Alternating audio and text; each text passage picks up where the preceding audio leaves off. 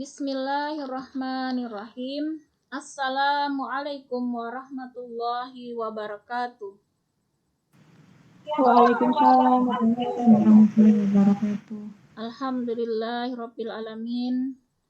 Puji syukur kita panjatkan kehadirat Allah Subhanahu wa taala karena dengan karunia-Nya lah kembali kita dihadirkan dalam majelis ilmu. Mudah-mudahan sebagaimana janji Allah, tanda-tanda kebaikan seseorang adalah ketika dimudahkan baginya untuk hadir di majelis ilmu dan memahami ilmu-ilmu agama. Dan Allah janjikan akan dimudahkan, mudah-mudahan jalan kita semua menuju surganya. Amin ya rabbal alamin. Salawat dan salam marilah kita aturkan kepada junjungan kita Nabi besar Muhammad sallallahu alaihi wasallam. Baiklah, kita akan mencoba membahas Tarhib Ramadan 1443 Hijriah yang insya Allah kurang lebih 1 pekan lagi. Nah, kalau berbicara Ramadan merupakan tamu yang istimewa di sini tamu penting. Ramadan ini adalah tamu yang agung di antara 12 bulan, maka Ramadan ini adalah bulan yang paling istimewa. Nah, yang menyatakan istimewa adalah Allah sendiri. Kita mungkin dalam keseharian ketika ada tamu ada tamu mau datang, maka kita biasanya siap-siap bersih-bersih kemudian mempersiapkan segala sesuatunya. Apalagi ini adalah tamu yang paling penting. Dan tamu yang paling penting ini dinyatakan oleh Allah langsung. Maka tidak ada yang lebih penting daripada tamu yang Allah nyatakan paling penting. Nah, bahkan melebihi mungkin kedatangan presiden sekalipun Nah, kalau kedatangan presiden saja kita menyiapkannya luar biasa bahkan mungkin sebulan 2 bulan sebelumnya Maka ini lebih penting lagi. Nah, misalnya kita acara pernikahan, misalnya pernikahan anak atau siapa gitu. Mungkin setahun sebelumnya sudah booking tempat persiapan lain-lain. Nah, maka dari itu kita di sini harus bisa menempatkan Ramadan ini bahkan lebih penting dari apapun urusan di dunia ini. Karena itu sudah sewajarnya lah kita berusaha untuk mempersiapkan dengan sebaik-baiknya. Nah, kemudian di samping itu pada bulan Ramadan tentunya kita ingat ada perintah berpuasa bagi orang-orang yang beriman. Nanti kita melihat di surat Al-Baqarah ayat 183. Karena itu sebagai orang beriman, maka ini adalah panggilan bagi kita semua untuk melaksanakan ibadah puasa. Nah, karena itu marilah kita di sini berusaha untuk menyambut Ramadan dengan yang terbaik. Kita tidak tahu apakah ini Ramadan kita terakhir kita selalu beranggapan seperti itu karena kita tidak tahu ke depan apakah kita masih bisa berjumpa lagi. Karena itu setiap kesempatan bertemu Ramadan kita anggaplah ini kemungkinan Ramadan yang terakhir, maka kita berusaha untuk mempersiapkannya dengan semaksimal mungkin. Nah, di sini tamu penting berdasarkan hadis dari Abu Hurairah, Rasulullah Shallallahu Alaihi Wasallam bersabda, apabila datang awal malam bulan Ramadan, setan-setan dibelenggu. Kemudian dan jin-jin pembangkang. Jadi di sini dijelaskan saking pentingnya Ramadan, bahkan Allah akan belenggu setan-setan dan jin-jin pembangkang. Nah, karena utama sekali beribadah di bulan Ramadan ini sehingga Allah berikan kemudahan bagi kita jadi tidak ada setan-setan yang membisiki jin-jin Kemudian Allah tutup pintu-pintu neraka, tidak ada satupun pintu neraka yang terbuka. Nah, sementara pintu-pintu surga tidak ada satupun yang tertutup.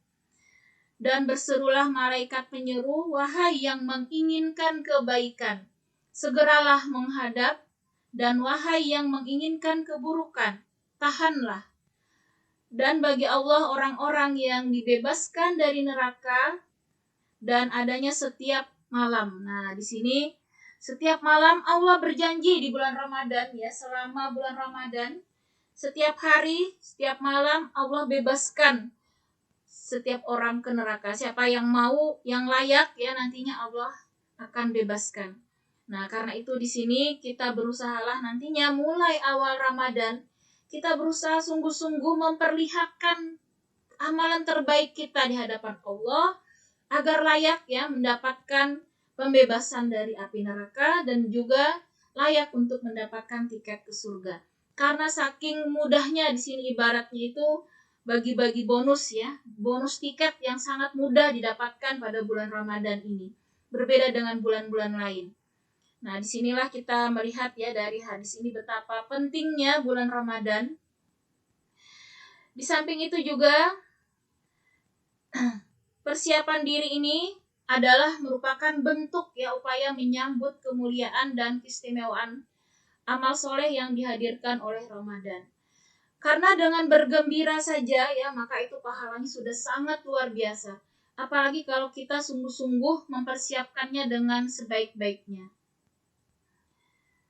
Nah, di sini tadi kita melihat ayat ya tentang panggilan berpuasa. Ya ayyuhallazina amanu kutiba alaikumusiyam kama kutiba alal ladzina min qablikum la'allakum tattaqun. Wahai orang-orang yang beriman, diwajibkan atas kamu berpuasa sebagaimana diwajibkan atas orang-orang sebelum kamu, agar kamu bertakwa. Nah, jadi kita melihat maknanya puasa. Allah inginkan dengan ibadah puasa ya kurang lebih 1 bulan ini, maka kita diharapkan berubah ya menjadi pribadi yang bertakwa. Yang sebelumnya sudah bertakwa, maka lebih baik lagi ketakwaannya, lebih meningkat lagi. Nah, karena itu kita akan berusaha nantinya mengukur ya bagaimana sukses tidaknya ibadah Ramadan kita dibuktikan dengan akhlak kita, ketakwaan kita yang semakin meningkat. Nah, karena itu di awal ini perlu kita lakukan yang pertama muhasabah ya ibu-ibu, muhasabah atau evaluasi diri. Nah, kita perlu mengevaluasi bagaimana Ramadan kita sebelumnya. Nah, yang namanya evaluasi berarti kita melihat kembali ibadah kita pada saat Ramadan tahun kemarin. Misalnya, apakah target kita tilawah mungkin berapa kali khatam itu sudah tercapai atau belum? Target zikir kita, mungkin kita mau baca istighfar 1000 kali misalnya target. Baca salawat 1000 kali mungkin atau mau baca tasbih, tahlil dan seterusnya. Kita buat rancangan-rancangan seperti itu. Kita ingat-ingat sebelumnya apakah kita sudah membuat rancangan, apakah kita sudah mencapai target. Nah, kalau sudah tercapai berarti kalau perlu kita tingkatkan lagi. Nah, tahun kemarin mungkin hanya bisa 2 kali khatam, bisa tahun ini kita targetkan misalnya 3 kali khatam Quran. Nah, jadi yang pertama, bukti kesungguhan kita ya untuk menjawab panggilan berpuasa ini, maka kita lakukan tadi muhasabah evaluasi supaya Ramadan tahun akan datang ini akan lebih baik lagi.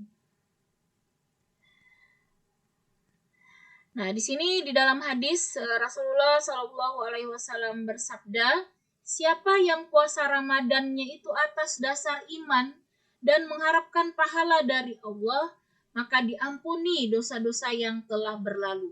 Nah, jadi Ramadan ini juga bulan penghapusan dosa, masya Allah. Jadi di sini dijamin ya di dalam hadis Rasulullah ini, ketika kita berpuasa niatnya semata-mata ya karena keimanan, hanya mengharapkan ridha dari Allah, maka diampuni seluruh dosa-dosa kita.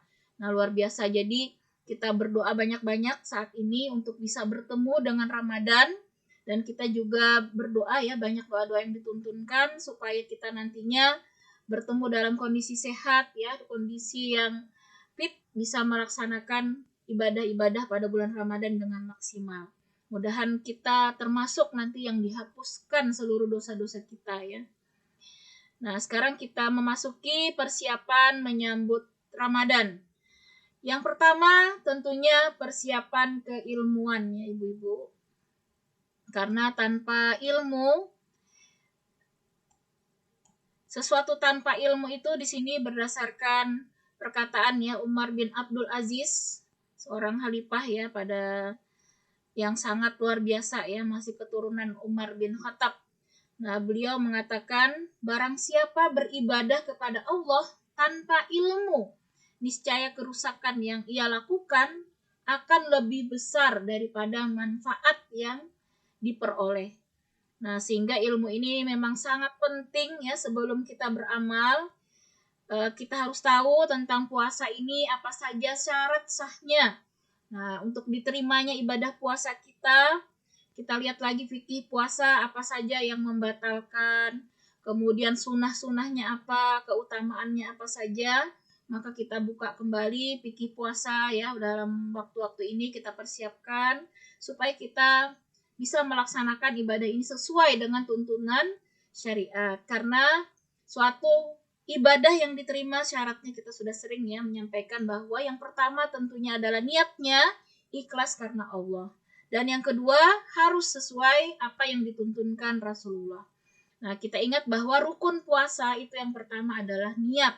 Yang kedua adalah kita menahan diri dari hal-hal yang membatalkan, yaitu makan, minum, berjima, dan lain-lain ya, sesuai dengan yang dituntunkan. Nah, di sini kita perlu tahu bahwa orang yang berpuasa ya, menurut Imam Al-Ghazali, itu nantinya ada 3 kategori. Nah, kita mau jenis yang mana, kita perlu mengetahui terlebih dahulu. Yang pertama adalah puasa orang awam. Nah, kalau kita mau digolongkan orang awam, ini puasanya hanya menahan makan, minum, dan jima saja. Yang lainnya masih ya, mulutnya tidak terkontrol, mungkin ya, kemudian pendengaran, penglihatan. Nah, ini orang awam, maka ini puasa yang paling rendah ya nilainya di sisi Allah. Dan bisa jadi karena tidak menjaga mata, menjaga lisan, ya, tidak menjaga telinga, bisa jadi pahala puasanya bahkan tidak ada. Nah, walaupun dia sah ya puasanya, tapi belum tentu mendapatkan pahala. Karena itu tentunya kita menjauhi ya kategori yang pertama ini puasa orang awam ini. Nah, yang kedua ini puasa orang-orang soleh ya, yang kita minimal nantinya kita bisa masuk ya ke kategori kedua ini paling minimal, yaitu di samping tadi menjaga makan, minum, dan jima, ditambah lagi menjaga ya tadi penglihatan, pendengaran ya, kemudian perkataan, perbuatan, tidak melakukan hal-hal yang sia-sia ya, apalagi yang melanggar aturan syariat. Yang sia-sia pun kita jauhi. Nah, misalnya berkata-kata. Nah, lebih baik kata Rasulullah kita berkata yang baik atau diam. Nah, jadi kalau berkata-kata saja yang tidak ada manfaatnya itu lebih baik tidak kita lakukan. Maka lebih baik di situ kita banyak-banyak nantinya bertilawah ya, kata-kata zikir, kemudian tilawah ataupun kata-kata menyeru kebaikan, dan kita tinggalkan perkataan yang buruk seperti gibah ya, kemudian berdusta, mengadu domba. Nah, kemudian perkataan-perkataan yang buruk. Kemudian telinga juga kita jaga dari mendengar hal-hal yang buruk. Mata kita jaga jangan melihat tontonan-tontonan yang tidak bermanfaat, apalagi yang mengandung dosa. Nah, ini benar-benar kita jaga seluruh panca indera kita untuk ikut berpuasa. Ini kategori yang kedua, artinya menahan dari hal-hal tadi yang mengandung dosa ya dan kemurkaan Allah. Kalaupun nanti kita bertemu orang, misalnya ada orang mengajak berbicara yang buruk, maka kata Rasulullah katakan, aku sedang berpuasa. Nah, jadi Rasulullah tuntunkan, kalau kita tidak bisa mencegah ya mereka untuk berkata buruk misalnya, lebih baik kita tinggalkan majelis itu. Nah, kalaupun kita masih di situ, hanya 2 pilihan. Yang pertama, kita berusaha mendakwahi untuk mengalihkan pembicaraan, itu juga dibolehkan, atau yang seburuk-buruk ya berarti kita mendoakan dalam hati. Karena itu memang sebaiknya kita berusaha untuk menghindari ya majelis-majelis yang akan mengurangi pahala puasa. Nah, inilah yang kedua, kategori kedua tadi. Jadi bukan hanya menahan makan, minum, jima, tapi juga menahan dari perkataan, perbuatan, penglihatan, pendengaran yang sia-sia maupun yang mengandung dosa. Dan kategori ketiga ini yang paling ya khusus, paling khusus, Ini adalah kategori para nabi dan rasul dan orang-orang tentunya yang terpilih, yang diberikan Allah karunia ya untuk bisa kategori ketiga ini.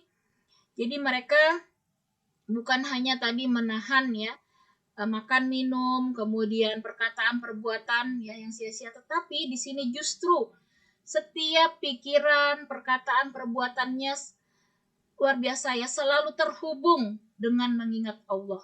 Nah, jadi tidak pernah lepas dalam pikirannya itu hanya mengingat Allah.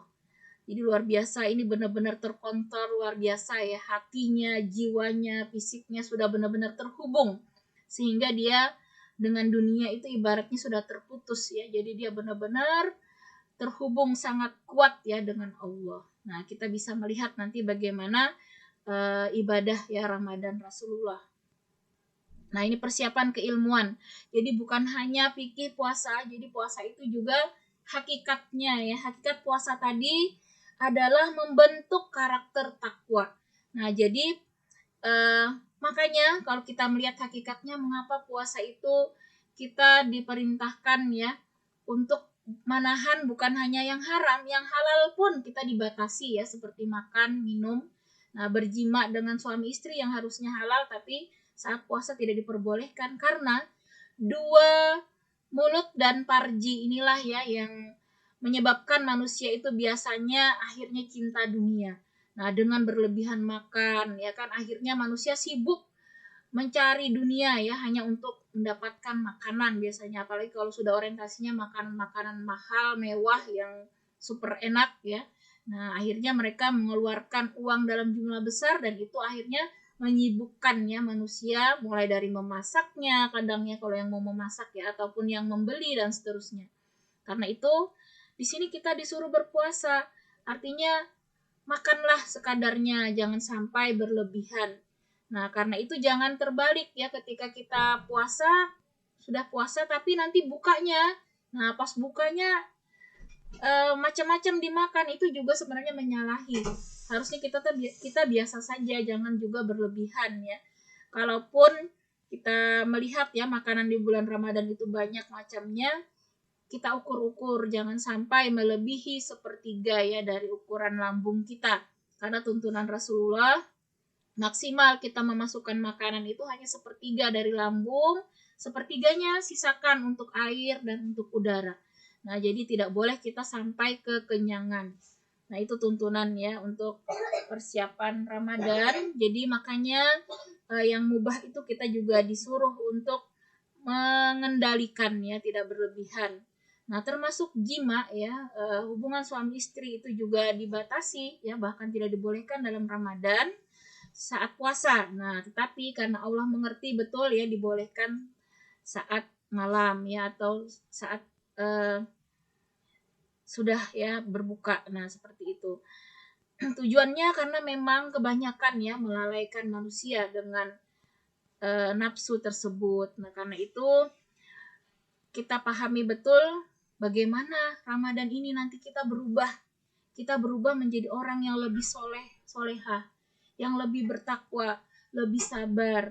Karena puasa ini juga merupakan setengah ya dari kesabaran.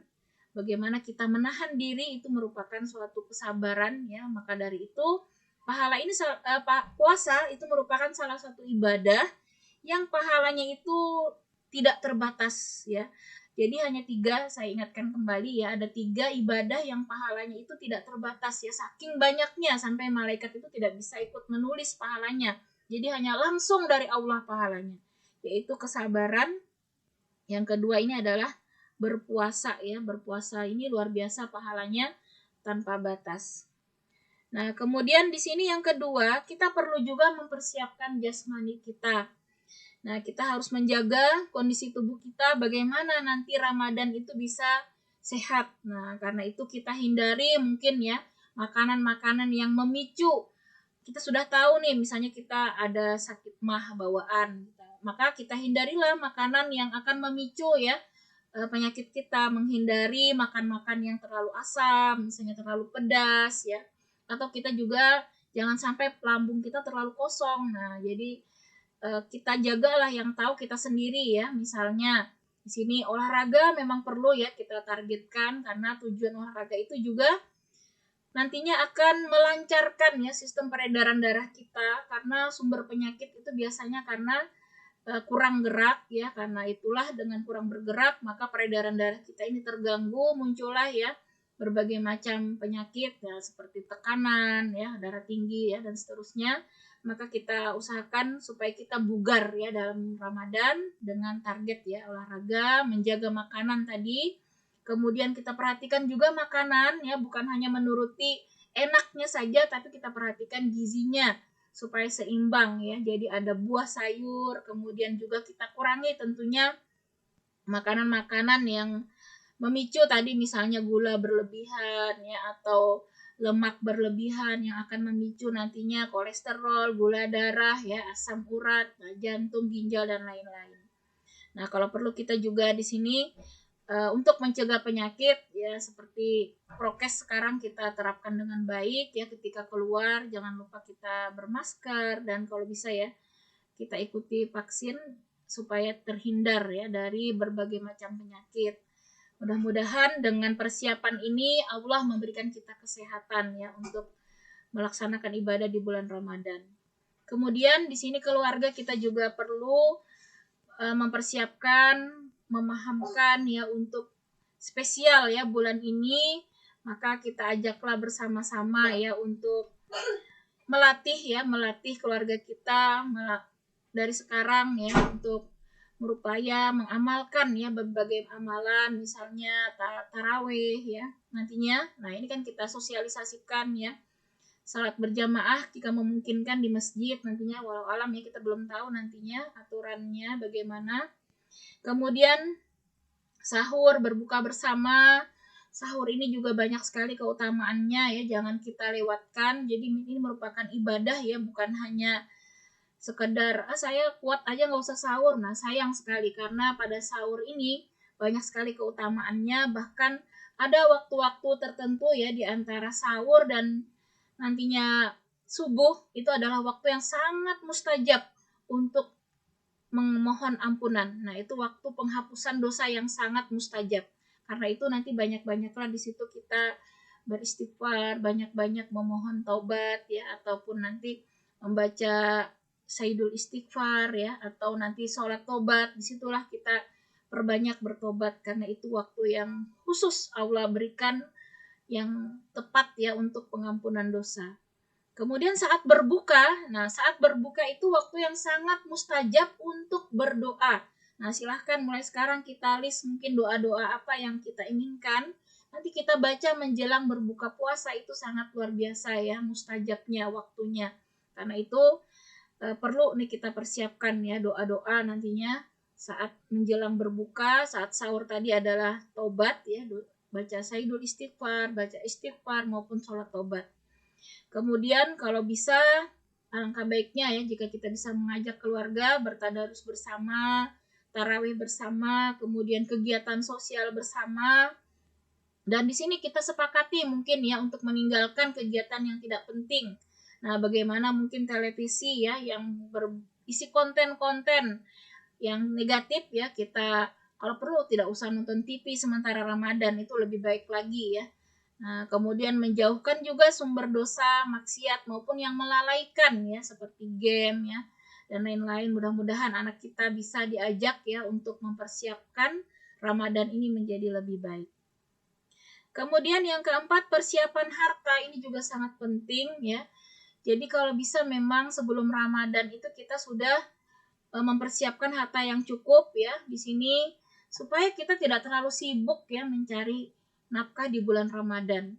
Karena cuma sebulan ini, kalau zaman dulu ya, zaman-zaman sahabat itu malah mereka banyak yang sekedarnya saja kalau di Ramadan itu usahanya ya. Jadi mereka lebih banyak mengisi dengan amal-amal ibadah. Bahkan kalau yang sudah cukup ya, yang sudah cukup bahkan mereka tidak kerja ya selama Ramadan. Bahkan khusus mereka beribadah. Nah, kemudian kita jangan disibukkan ya oleh hal-hal yang melalaikan kita dari ibadah ya, seperti misalnya sibuk menyiapkan kue lebaran, baju lebaran ya. Karena kita harus pahami ya, hakikat hidup kita Allah menciptakan adalah untuk beribadah. Jadi kalau ada aktivitas apapun yang melalaikan kita dari ibadah, mengurangi kesempatan kita untuk beribadah, maka hendaknya kita bagaimana caranya kita hindari ya, supaya ibadah kita ini tidak terganggu, bisa beribadah lebih maksimal. Nah, kemudian yang terpenting juga kita menyiapkan anggaran khusus ya untuk bersedekah, berinfak maupun zakat ya, memberi hadiah THR misalnya. Karena sangat utama sekali, ini termasuk bulan sedekah ya, di bulan Ramadan. Jadi lebih baik kita bersedekah mungkin ya, mampunya 10.000 sehari misalnya, daripada kita langsung serahkan ini untuk sebulan. Nah, jadi karena hari per hari itulah Allah akan menghisap ya kualitas hari-hari kita di bulan Ramadan. Jadi memang kita rancang khusus Ramadan kita ini kita mau berinfak sehari berapa. Nah, sekarang itu banyak cara ya ibu-ibu untuk berinfak. Kalau kita mau mudah, itu banyak juga aplikasi ya, seperti di aplikasi Link ya, atau misalnya Oppo, ataupun kalau saya pasang Quran Base itu di situ juga banyak ya sarana untuk infak. Jadi bisa mau dari berapapun ya, 1.000 rupiah mau 5.000. Jadi kita tidak direpotkan ya harus kemana-mana, dan situ kita bisa memilih misalnya infaknya untuk takjil, infaknya untuk anak yatim, infaknya untuk rumah tahfiz. Jadi banyak sekali pilihan. Ataupun bisa juga kita menyerahkan kemana ya, mau ke masjid, mau ke panti asuhan, atau kemanapun. Nah, yang jelas di sini memang harus ada program ya untuk bersedekah, berinfak maupun memberi hadiah, dengan tentunya kita mempersiapkan anggaran khusus. Nah, di sini untuk infak, sedekah dan lain-lain.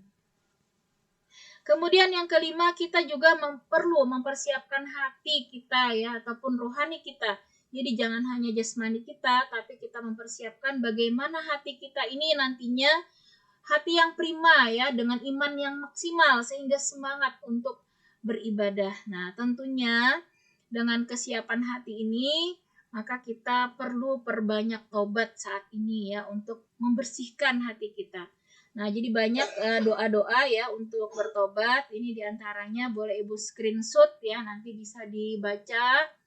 Ini doanya diantaranya ya untuk meminta ampunan kepada Allah. Allahumma gfirli khati'ati wa jahli wa israfi fi amri wa ma anta a'lamu bihi minni.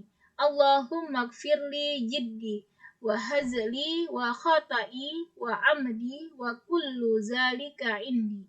Nah, kita baca saja nanti ya, di screenshot, ibu-ibu bisa nanti dibaca artinya. Ya Allah, ampunilah kesalahanku, kejahiliahanku, sikapku yang melampaui batas dalam urusanku, dan segala hal yang Engkau lebih mengetahui hal itu dari diriku. Ya Allah, ampunilah aku, kesalahan yang kuperbuat tatkala serius maupun saat bercanda, dan ampunilah pula kesalahanku saat aku tidak sengaja maupun sengaja. Ampunilah segala kesalahan yang kulakukan. Nah, Masya Allah, jadi doa ini sudah meliputi ya seluruh dosa-dosa kita yang baik sengaja, tidak sengaja, atau kadang kita bercanda, ataupun saat lalai ya, saat kita lupa. Maka kita mulai sekarang kita perbanyak tobat ya, ataupun saidul istighfar itu ada juga ya, Allahumma anta rabbi dan seterusnya, bisa ibu lihat di maksurat ya. Kemudian atau kita membaca seperti Nabi Yunus, la ilaha illa anta subhanaka inni kuntu minaz zalimin, atau baca istighfar. Nah, kita perbanyak tobat dalam rangka di sini tadi membersihkan ya hati kita. Nah, kemudian kita siapkan juga hati kita ini untuk tilawah Al-Quran. Nah, makanya itu tadi kita harus membuat target amalan. Ini wajib Bu ya, supaya kita bisa tahu, mengukur. Kalau kita tidak memprogram, itu sama dengan kita memprogram kegagalan ya. Ibarat ilmu manajemen itu dikatakan ketika kita tidak memplanning ya suatu kegiatan, sama dengan kita merencanakan kegagalan. Nah, karena itu kalau kita mau sukses tidaknya, kita harus mengukur ya dengan membuat program tadi ya, tilawah kita target berapa kali khatam. Nah, kalau kita target 1 kali khatam, berarti kalau kita bagi pada sholat 5 waktu, misalnya 2 lembar minimal setiap sholat harus selesai kita baca. Kalau mau 2 kali khatam, tinggal kita kalikan 2, berarti 4 lembar setiap sholat. Kalau mau 3, 6 lembar. Kalau mau kali 4, ya 8 lembar dan seterusnya. Kalau mau 5 kali hatam, berarti 1 kali sholat itu 1 juz. Nah, sesuai ya kemampuan kita masing-masing. Nah, insya Allah kalau kita yakin ya dengan sungguh-sungguh, pasti kita bisa melaksanakan ya target yang kita buat. Tentunya tadi dengan doa di sini ya, bermunajat kepada Allah. Nah, ini diantara doanya bisa ini Bu ya. Nih doa kemudahan nih, silakan Ibu screenshot juga. Doa ini adalah kita meminta kemudahan ya untuk bisa beribadah kepada Allah. Nah, Allahumma la sahla illa ma ja'altahu sahla wa anta taj'alul khazna iza syi'ta sahla. Ya Allah, tidak ada kemudahan kecuali yang Engkau buat mudah, dan Engkau menjadikan kesedihan atau kesulitan. Jika Engkau kehendaki, pasti akan menjadi mudah. Nah, jadi dengan doa ini kita memohon ya kepada Allah tadi untuk diberikan kemudahan ya dalam melaksanakan ibadah-ibadah di bulan Ramadan. Nah, untuk taubat ini tentunya harus ya ada kemauan yang kuat dari kita untuk mengakhiri ya seluruh perbuatan-perbuatan buruk kita selama ini. Nah, kalau tanpa tekad yang kuat ya, maka akan sulit ya taubat itu. Karena itu ini kita perlu taubatan nasuha ya, bertobat sungguh-sungguh. Nah, kemudian tentunya hati kita juga kita siapkan untuk sungguh-sungguh di bulan Ramadan ini khususnya hanya akhirat yang kita pikirkan ya, sementara dunia seminimal mungkin ya.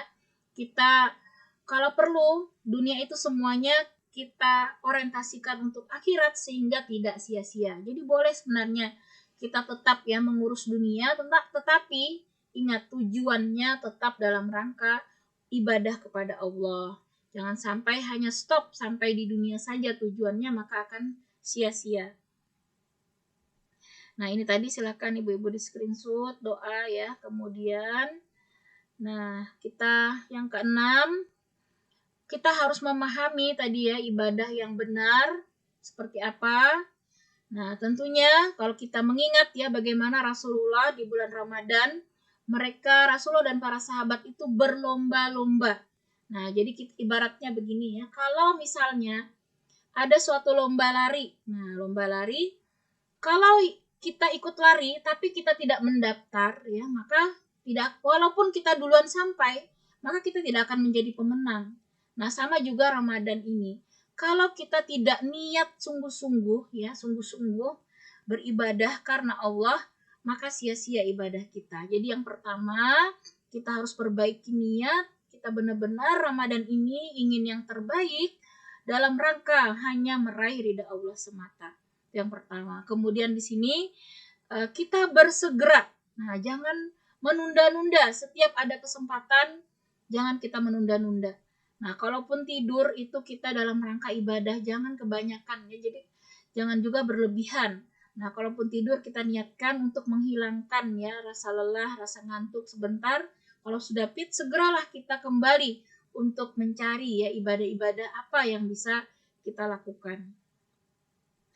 Nah, karena di sini kalau kita mengingat ya tadi ibadah Rasulullah itu semua memang harus kita usahakan maksimal. Jadi lombanya itu ibaratnya maraton ya ibu-ibu. Misalnya sedekah jalan ya, kemudian kita mengasih orang berbuka juga jalan, misalnya kita tilawah jalan, zikir jalan, semuanya. Jadi ibarat maraton itu kalau salah satu tidak kita laksanakan ya, maka kita tidak akan menjadi pemenang. Nah, misalnya semangatnya hanya tilawah saja, tapi tidak peduli dengan infak sedekahnya misalnya. Tidak ada program misalnya untuk taraweh, tidak ada program qiyamul tahajud. Nah, ini beda Bu ya. Kalau qiyamul lail itu artinya semua ibadah yang dilakukan pada malam hari. Nah, jadi kita setelah taraweh, kalau kita sudah witir, maka nanti kalau mau bangun tahajud ya tidak perlu witir lagi, tapi kita masih bisa sholat tahajud. Jadi silahkan saja kita program juga tetap ya tahajudnya. Bangunlah kita di sepertiga malam sebelum menyiapkan sahur ya. Kita bareng 2 atau 4 rakaat ya, ataupun mau 8 rakaat semaksimal semampu kita ya, atau tadi ditambah sholat tobat. Maka itu sangat penting ya, karena Allah sampaikan seluruh ibadah sunnah ya di bulan Ramadan ini pahalanya sama dengan ibadah wajib di luar bulan Ramadan. Nah, jadi semua ibadah sunnah itu pahalanya seperti ibadah wajib di bulan lain. Sementara seluruh ibadah yang wajib di bulan Ramadan ini akan dilipat gandakan, bahkan ada yang sampai 70 kali atau bahkan lebih ya. Walau alam, Allah akan melihat nanti bagaimana kualitas ibadah kita, maka lipat gandanya bisa beratus-ratus kali lipat. Nah, jadi hati kita di sini ya diperintahkan untuk hati yang sungguh-sungguh terhubung, jangan lalai kita ya, jangan sampai hati kita lalai untuk mengingat Allah ya di setiap hembusan napas kita di bulan Ramadan ini. Karena setiap detik sangat bermakna hari-hari di bulan Ramadan ini. Jangan pernah terlewatkan dengan zikir ya, dengan ibadah-ibadah. Nah, kita harus jangan sampai ragu ya. Nah, jadi tahapan-tahapan ibadah itu memang ada beberapa cara ya setan menggoda, namun di Ramadan ini Allah berjanji setan itu akan dibelenggu. Nah, karena itu kalau kita masih juga mudah bermaksiat, berarti memang kita perlu ya memperbaiki diri kita, artinya diri kita lah yang masih kuat ya hawa nafsunya, belum mampu kita perangi. Nah, karena itu kita harus kuat di sini untuk memerangi hawa nafsu dengan banyak-banyak berdoa, la haula wala quwata illa billahil aliyil azim. Kita minta pertolongan ya, kekuatan dari Allah untuk bisa memerangi hawa nafsu kita sehingga kita yakin ya, mantap dengan ibadah ini, tidak tergoda dengan bisikan hawa nafsu kita. Karena kalau bisikan setan tadi sudah dibelenggu. Nah, maka kita di sini bersegera ya dalam setiap amalan. Ini kalau bagi yang laki-laki, maka bersegera sholat Jumat ya. Karena nah di sini di dalam hadis riwayat Bukhari diriwayatkan Imam Bukhari dan Abu Hurairah, Rasulullah Shallallahu alaihi wasallam bersabda, apabila hari Jumat tiba, maka akan para malaikat hadir di setiap pintu-pintu masjid. Mereka akan mencatat setiap orang yang datang dari yang pertama, lalu berikutnya dan berikutnya hingga imam telah naik di mimbarnya. Para malaikat pun menutup catatan-catatannya. Lalu mereka ikut mendengarkan khutbah. Nah, jadi ternyata beda Bu ya pahalanya orang yang datang duluan dengan yang belakangan. Sama juga nanti ketika kita taraweh misalnya di masjid, maka yang datang pada saf pertama ya, yang duluan itu pahalanya akan lebih besar. Nah, jadi diutamakan memang ibu-ibu ya, diutamakan itu mengisi saf pertama. Makanya kalau di zaman Rasulullah itu dan para sahabat ya berlomba-lomba untuk dapat saf pertama. Nah, kecuali misalnya kita memilih saf belakang karena misalnya anak kita masih kecil, takut mengganggu. Nah, itu kan beda ya Bu ya, alasannya syar'i. Ini jangan yang kita tidak ada halangan tapi kita pilih di belakang misalnya supaya dekat kipas angin, supaya mudah senderan. Nah, ini salah sudah Bu ya niatnya. Karena saf pertama itu akan lebih utama nilainya daripada yang belakang. Nah, termasuk yang datang duluan itu akan berbeda pahalanya. Nah, kemudian di sini Allah mengetahui ya apa yang ada di dalam hati kita berdasarkan surat Al-Ahzab. Karena itu kita benar-benar menunjukkan ya kebersihan hati kita, ketulusan kita dalam beribadah, hanya mengharap ridha Allah, bukan yang lain. Dan Allah tegaskan di sini dalam surat Al-Hajj ya bahwa yang buta itu, nah sebenarnya bukan mata yang buta kata Allah, melainkan yang buta itu adalah hati-hati kalian. Nah, jadi kalau orang yang tidak tergerak juga ya untuk beribadah secara maksimal di bulan Ramadan ini diibaratkan orang yang buta ya, tapi bukan matanya, tapi adalah hatinya yang tidak bisa memaknai ya keutamaan, keistimewaan Ramadan. Nah, kemudian yang perlu kita persiapkan juga mudah-mudahan ya bisa bertemu dengan malam Lailatul Qadar. Nah, kita tidak tahu ya kapan, karena itu dirahasiakan. Yang jelas ditegaskan kurang lebih ya malam ganjil. Nah, namun di 10 terakhir, nah kita tidak tahu juga tepat atau tidak kadang hitungan ya ganjil genapnya. Karena itu kalau bisa memang 10 hari terakhir itulah kita maksimal ya banyak-banyak beribadah, menghidupkan malam Siapa tahu pas saat kita lagi tilawah begitu ya, datang Lailatul Qadar misalnya. Maka tilawah kita itu akan dihitung.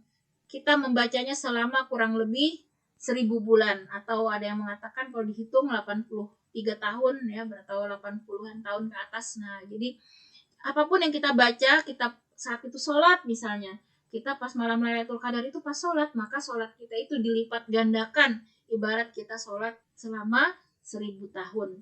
Nah, karena itu makanya setiap ibadah itu kita harus sungguh-sungguh yang terbaik.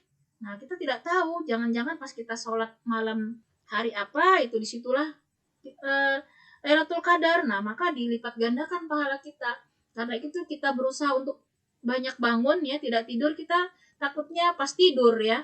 Nah, kalau pas kita tidur datang Lailatul Qadar, kita nggak dapat berarti. Jadi maknanya seperti itu ibu-ibu ya, ketika kita malam Lailatul Qadar entah kapan, tapi kita saat itu beribadah, berarti kita dapat pahala Lailatul Qadar. Artinya kita menemui. Nah, walaupun kita tidak melihat ciri-cirinya ya, ciri-cirinya itu memang diantaranya angin itu berhembus dengan sejuk ya, dengan sepoi-sepoi, kelihatan pohon-pohonan itu seperti merunduk. Nah, itu kalau kita keluar ya melihat, kemudian cuacanya cerah.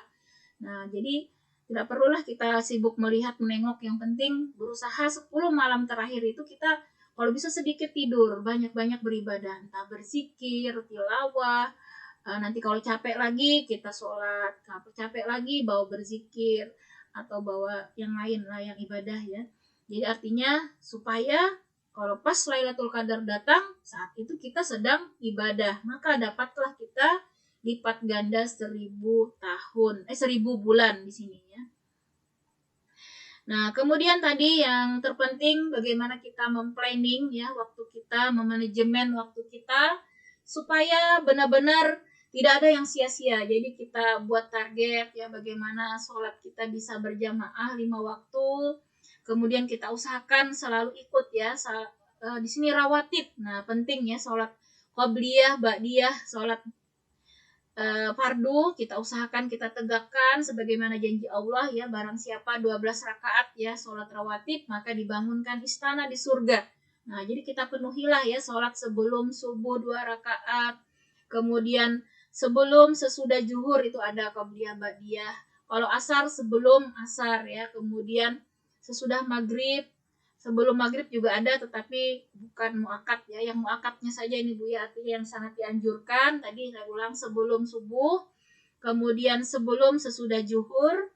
Jadi kalau zuhur itu boleh 4 rakaat bahkan ya sebelum zuhur, atau sesudahnya boleh 2-2 atau boleh mau langsung. Nah, dianjurkan memang kalau sholat sunat itu 2-2 itu yang lebih baik. Kemudian sebelum asar itu ada qobliyahnya, tapi ba'diyahnya tidak ada Bu ya, jadi tidak ada sholat sesudah asar. Kalau maghrib itu yang muakat adalah sesudah maghrib. Nah, kalau isya sebelum dan sesudah. Nah, itulah sholat rawatib ya. Kita usahakan tunaikan ya saat Ramadan ini. Kemudian taraweh ya, witir, sholat tahajud tadi kita program, sholat duha, tilawah tadi kita program mau berapa kali hatam, zikir pagi petang nih kita juga usahakan ya bisa kita tunaikan supaya seharian itu dari pagi sampai kita kembali tidur bangun lagi itu terjaga dengan zikir ini. Allah berjanji ya akan menjaga kita, memudahkan kita untuk senantiasa beribadah kepada Allah. Dan tentunya tadi doa-doa munajat itu sudah kita persiapkan, doa-doa apa saja di bulan Ramadan perlu kita persiapkan karena bulan yang sangat makbul ya untuk berdoa, dan istighfar kita perbanyak. Nah, jadi kita kalau perlu merancang tadi ya, merancang zikir, istighfar misalnya 1000 kali sehari, la ilaha illallah 1000 kali ya, kemudian salawat. Nah, itu yang minimal 3 itu dulu Bu ya yang kita target. Karena kalau la ilaha illallah itu kita kan akan menguatkan ya iman kita. Kemudian kalau salawat itu juga kita berharap nantinya mendapatkan syafaat ya dari Rasulullah. Sedangkan istighfar itu untuk diri kita ya, untuk kesalahan-kesalahan kita. Jadi minimal 3 zikir itu kita program sehari. Untuk Allah, la ilaha illallah ya, untuk Rasulullah, salawat, dan untuk kita sendiri adalah istighfar. Nah, kemudian kita tambahlah misalnya mau ditambah tasbih, subhanallah, walhamdulillah, wala ilaha illallah, wallahu akbar. Ya semampu kita, kalau kita mampunya 100 sehari ya silakan, mau 1000 sehari ya silakan. Yang jelas kita buatlah di sini target-target amalan. Nah, kemudian di sini artinya memang kita sendiri ini harus ada upaya ya untuk mengubah yang ada pada diri kita. Kalau kita tidak ada niatan ya untuk merubah, maka tidak akan terjadi. Jadi Allah itu akan memudahkan, akan memberikan hidayah pada orang-orang yang ibaratnya mau membuka gelasnya. Nah, ibaratnya yang mau membuka hati kita, yang mempersiapkan diri ya untuk beribadah maksimal di bulan Ramadan, itulah nanti yang akan bisa terisi penuh gelasnya.